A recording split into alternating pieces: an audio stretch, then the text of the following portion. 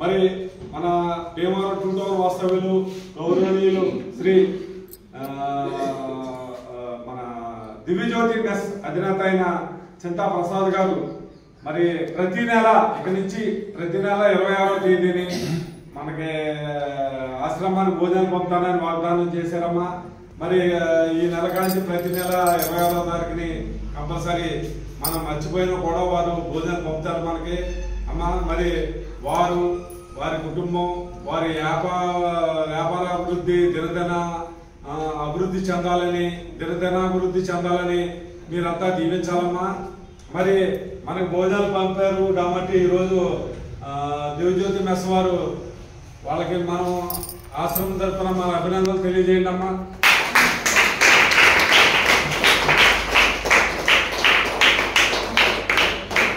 మరి మనకి అన్నదాత ఈరోజు దివ్యజ్యోతి మెస్ వారు కాబట్టి అన్నదాత సుఖీ భవ,